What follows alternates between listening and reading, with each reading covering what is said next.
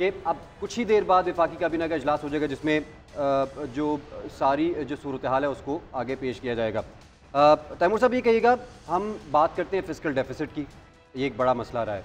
मुझे बताएं कि फिस्कल डेफिसिट इशू क्यों है हमारे पूरे ओवरऑल बजट में, और हर बार ये मसला रिपीट होकर हमारे सामने आके खड़ा हो जाता है, लेकिन कोई ऐसा इकदाम नहीं उठाया जाता किसी भी हुकूमत के टेन्योर में कि इसको स्क्वीज़ किया जा सके। जी, इस वक्त हुकूमत की कोशिश है कि इस फिस्कल डेफिसिट को 4.8 से fiscal deficit in relation to GDP कम कर दिया जाए। इस वक्त 5 से ऊपर है, उनकी कोशिश है कि ये 5 से नीचे आ जाए। अच्छा, इसकी सबसे बड़ी वजह यह है कि पाकिस्तान के अंदर हमने डायरेक्ट जो टैक्सेस इनकम पर होते हैं वो कम लागू किए हैं। अच्छा, इनडायरेक्ट टैक्सेस ज़्यादा लागू किए हैं, और ज़्यादातर हुकूमत हमारी 47 के बाद से लेके अब तक बाहर की इमदाद और अपनी जियो स्ट्रेटिजिक वैल्यू की वजह से चलती आई है। अच्छा, उसकी वजह से जो बाहर से जब जिन अदवार के अंदर पैसे ज़्यादा आ रहे थे तो हम फिस्कल डेफिसिट भी रन कर लेते थे, हमें कोई प्रॉब्लम नहीं होती थी। मिसाल के तौर पे जब वॉर ऑन टेरर हो रही थी, या फिर अफगानिस्तान में जिहाद हो रहा था, या हम सीटो सेंटो वगैरह के मेंबर थे, जी जी, उससे एक पैटर्न डेवलप हो गया कि हर साल हमने अखराजात ज़्यादा करेंगे और आमदनी कम लेंगे। अच्छा, और इसमें चंद ऐसे सेक्टर्स बन गए जिन्होंने बार बार ये इसरार किया कि हमें टैक्स नेट में ना लाया जाए। अच्छा, सैलरी पेशा लोग ये नहीं है, सब सैलरी लेने वाले लोग, सब तनख्वाह लेने वाले लोग, सब मुलाजमतें करने वाले लोग टैक्स देते हैं।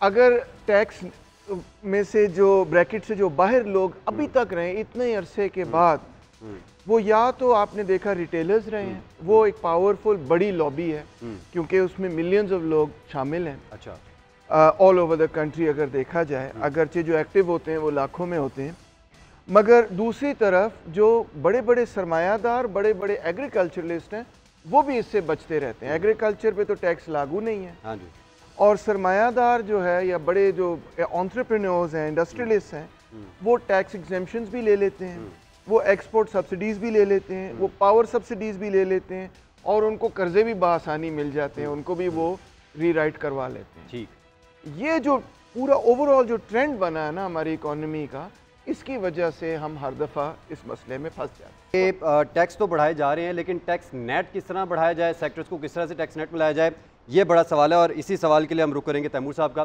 तैमूर साहब, ये बताइएगा, जिस तरह मियां शाह साहब ने एक तरफ इशारा किया, और ये बड़ा ज़रूरी बात है कि टैक्सेस तो आप इम्पोज करी जा रहे हैं सैलरीड क्लास पर या डॉक्यूमेंटेड जो क्लास है आपकी, उस पर आप पहले जो टैक्स तले दबी है जो ऑलरेडी दे ही रहे हैं फोर्सफुली या चाहते हुए ना चाहते हुए, लेकिन जो मुख्तलिफ सेक्टर्स हैं जिसमें एग्रीकल्चर सेक्टर आता है, रियल एस्टेट सेक्टर आता है, और इस तरह के बहुत सारे सेक्टर्स हैं, आप क्या समझते हैं टैक्स नेट को बढ़ाने के लिए? आपने सुनी होगी प्रेस कॉन्फ्रेंस गुज़िश्ता रोज़ औरंगज़ेब साहब की भी, तो आप बताइए कि टैक्स नेट को बढ़ाने के लिए क्या ऑप्शंस मौजूद हैं हुकूमत के पास? मेरा ख्याल है एक तरफ तो जो टैक्स एग्जेम्पशंस हैं उनको बहुत गौर से देखने की ज़रूरत है। एक रिपोर्ट के मुताबिक टैक्स एग्जेम्पशंस जो कि सिर्फ सेल्स टैक्स पर दी जाती हैं, उसमें 4.25 ट्रिलियन रुपीस छोड़ दिए जाते हैं। इसी तरह एक और रिपोर्ट के मुताबिक जो इनकम टैक्स पे एग्जेम्पशंस दी जाती हैं, वहाँ पे 800 बिलियन रुपीस छोड़ दिए जाते हैं। 800 बिलियन, जी हाँ। और ये अक्सर जो एग्जेम्पशंस हैं ये कारोबारी लोगों को दी जाती हैं, ये सैलरीड लोगों को, मुलाजमत करने वाले लोगों को नहीं दी जाती। तो टैक्स नेट ब्रॉडन करने के बजाय, क्योंकि सैलरीड लोग तो ऑलरेडी टैक्स दे रहे हैं जी, और दोनों तरफ से दे रहे हैं, इनडायरेक्ट भी दे रहे हैं और डायरेक्ट अपनी सैलरी में भी दे रहे हैं। बिल्कुल बिल्कुल, इस चीज़ को हुकूमत को देखने की ज़रूरत है कि जो एग्जेम्पशंस उन्होंने दी हुई है सेल्स टैक्स के हवाले से भी और इनकम टैक्स के हवाले से भी, उनको ख़त्म करें तो ठीक ठाक रेवेन्यू आ जाए। ठीक ठाक रेवेन्यू आ जाए। अच्छा तैमूर साहब, ये हमारी हुकूमत जो इस वक्त चल रही है, और उसने जो एक हिस्टोरिक अचीवमेंट जो क्लेम वो करते हैं वो है करंट अकाउंट का सरप्लस होना। और अगर हमने देखा है कि लास्ट ईयर की बात करें, इस रनिंग फिस्कल ईयर से पहले वाला जो ईयर था, 1.3 बिलियन डॉलर्स का हमारे पास डेफिसिट था, जिसको ओवरकम किया गया आईटी एक्सपोर्ट से और हायर रेमिटेंसेस के जरिए। जब हम अपने फेडरल रिजर्व्स की बात करते हैं तो उसको ज़्यादा दारोमदार हमें दिखाई देता है ये फॉरेन रेमिटेंसेस पर और आईटी एक्सपोर्ट्स पर। आप क्या समझते हैं ये जो करंट अकाउंट का सरप्लस होना है, ये किस तरह की अचीवमेंट है, और इसका मैक्रो के अलावा अगर हम ट्रिकल डाउन इफेक्ट की बात करें निचली सतह पर क्या फ़ायदा हो सकता है पाकिस्तान की मैशत को? गवर्नमेंट की एतबार से यही बड़ी अचीवमेंट्स हैं। अच्छा, एक तो उन्होंने फॉरेक्स बढ़ाया है, इसमें कोई शक नहीं। दूसरा ये कि वो इन्फ्लेशन अंडर 5% ले आए हैं, 4.6 के करीब। ये भी एक अचीवमेंट है, इसमें कोई शक नहीं। और इसके नतीजे में मैक्रो इकोनॉमिक, लेकिन ये कोर इन्फ्लेशन है जिसकी आप बात करें, हेड ऑन नहीं है, ठीक है। तो और ओवरऑल इकोनॉमी भी अब 410 बिलियन को क्रॉस कर गई। तो ये 3 उनकी अचीवमेंट्स हैं, ठीक है, मगर at the expense of the public and welfare. World bank की रिपोर्ट है कि इस वक्त पाकिस्तान में 45% लोग गुर्बत की सतह से नीचे गिर चुके हैं। बिल्कुल।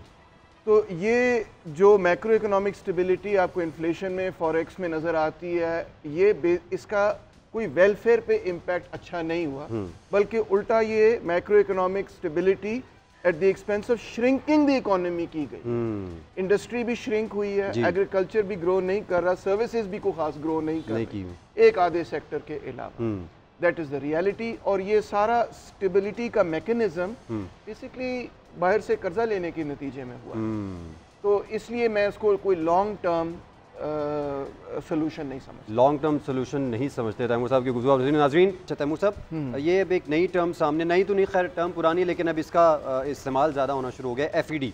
अब ये जो ड्यूटी लग रही है या ये जो टैक्स की इजाफी टैक्स लगना जा रहा है मुख्तलिफ बिजली के बिलों में और शुगर में और मुख्तलिफ जो रोज़मर्रा के अशिया उनमें, ये FED का क्या सिलसिला है और इससे क्या इम्पैक्ट आएगा एक गरीब आदमी की जेब पर?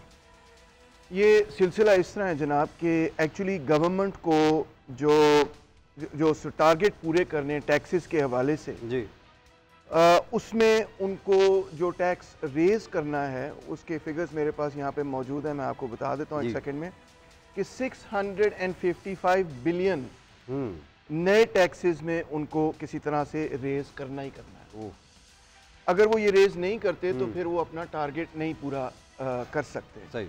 तो इस वजह से उन्होंने ये FED वाले टैक्सेस लगाने हैं, ये 655 बिलियन को रेज करने के लिए। बाकी जो शॉर्टफॉल है वो इन्फोर्समेंट से पूरा करेंगे, नए टैक्सेस से नहीं बल्कि पुराने टैक्सेस की इन्फोर्समेंट से पूरा करेंगे।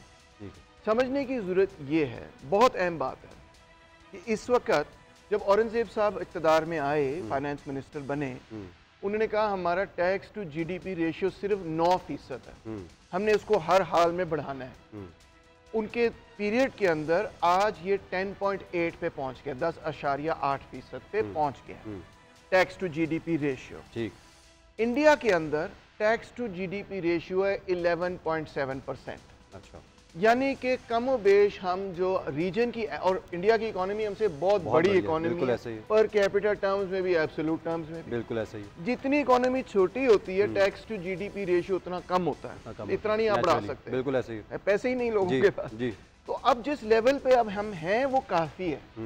इसको मज़ीद बढ़ाने के जो प्रोग्राम्स गवर्नमेंट सोच रही है वो मुनासिब नहीं है, अनलेस कि वो जैसे मैंने कहा टैक्स एग्जेम्पशन से उसको पूरा करें या जो बड़े बड़े एग्रीकल्चरलिस्ट हैं वहाँ से पूरा करें तो मेक सेंस। मगर ये इनडायरेक्ट टैक्सेस लागू करना और मज़ीद सैलरीड लोगों पे, इन दो एरियाज पे ये टैक्सेस हमेशा बढ़ा देते हैं, ये जो है पॉलिसी दुरुस्त साबित नहीं है।